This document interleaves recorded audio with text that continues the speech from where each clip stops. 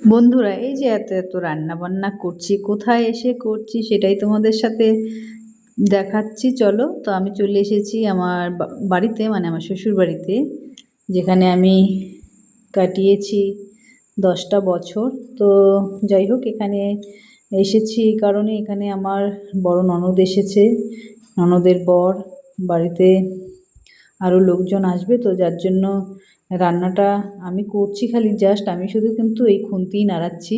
আসলে রেডি করেছে আমার ননদ, আমি পরে গেছি, মানে আমার বাড়ি যেতে যেতে অনেকটাই লেট হয়েছে। আমি আমার কাজ করে তারপর আমি বাড়িতে গেছি। তো যাওয়ার পর এই যে রান্না তোমাদের সাথে একটু শেয়ার করছি। এটা কি রান্না হচ্ছে জানো? এটা হচ্ছে রুই মাছের কালিয়া হচ্ছে আর কি। তো যাই হোক, রুই মাছ মানে রান্না করছি, কাতল মাছটা পাওয়া যায়নি, ভালো ছিল না যেটা ছিল, তো বাবা রুই মাছটাই নিয়ে এসেছে।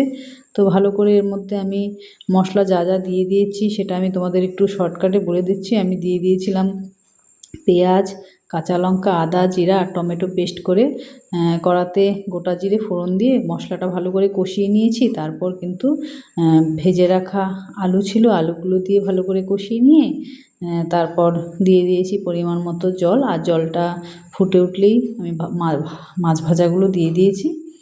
এই যে দেখো, বেশি কিন্তু ঝোল করব না, কারণ যেহেতু আরও অনেক পদ থাকবে, ডাল আছে, সবজি আছে, তারপর আরও রান্না করব, দেখাচ্ছি।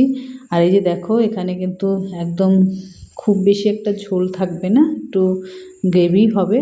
এবার কিন্তু এতে আমি দিয়ে দেব গরম মশলা, আর গরম মশলা দিয়ে তারপর ধনেপাতা কুচি দিয়ে কিন্তু নামিয়ে নেব। এভাবে কিন্তু খুব ভালো লাগে, তবে কাতল মাছটা হলে বেশি ভালো হতো, কারণ আমি কিন্তু কাতল মাছ পছন্দ করি। যাই হোক, এই যে রান্নাটা হয়ে গেছে, এবার এটা নামিয়ে নেব। নামিয়ে আমি এবার মাটনটা বসিয়ে দেব। তো অনেকটাই রান্না ছিল, আমরা বাড়ির কয়েকজন ছিলাম, আরও লোকজন ছিল। যাই হোক, তো এই যে আমার মাছের ঝোলটা হয়ে গেছে, নামিয়ে নেব।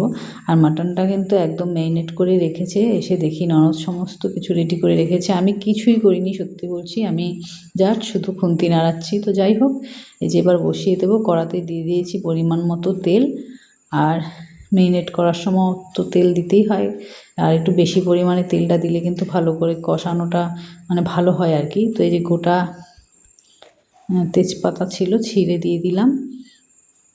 আর এবার এতে দিয়ে দেব পেঁয়াজ কুচি। পেঁয়াজ কুচি দিয়ে ভালো করে পেঁয়াজটা লালচে করে ভাজা হবে। মাটন কষানো আর কি দেখাবো রান্না, তোমরা তো জানোই। তো আর যেটা আর কি মশলাতে দিতে হয়, তো সব কিছুই দেওয়া হয়েছে। আদা, রসুন, পেঁয়াজ, লঙ্কা বাটা, আবার কিছুটা রসুন পেঁয়াজ মানে কুচি করে দিয়েছি, পেঁয়াজ আর রসুন কোয়া করে ম্যারিনেট করার সময় দিয়ে দিয়েছি লঙ্কা। আর কালারের জন্য লাল লঙ্কার গুঁড়ো দেওয়া যেতে পারে, কারণ সবসময় তো আমি বাড়িতে, দেখো তোমরা, আমার রান্নাগুলো একদম হালকা, যেহেতু এটা আমরা তো একা খাবো না, আরও বাকিরা খাবে, সেই জন্য কিন্তু এখানে একটু লঙ্কার গুঁড়ো দেওয়া হয়েছে, মানে একটু কালারের জন্য কাশ্মীরি লঙ্কার গুঁড়ো। টমেটো দেওয়া হয়েছে, টমেটো দিলে তো এমনিতেই কালারটা খুব সুন্দর হয়। তো আমি যে নাড়া দিচ্ছিলাম, আর ননদকে বলছিলাম তুমি একটু আমায় হেল্প করো, এক হাতে ক্যামেরা।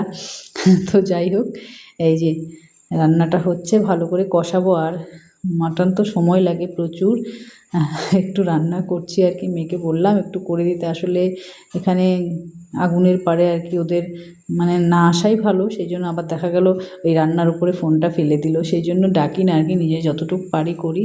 তো এই যে দেখো, মাংসটা কষাচ্ছি ঢাকা দিয়ে দিয়ে, অনেকক্ষণ কষাবো, কারণ সেদ্ধ হবে না নাহলে।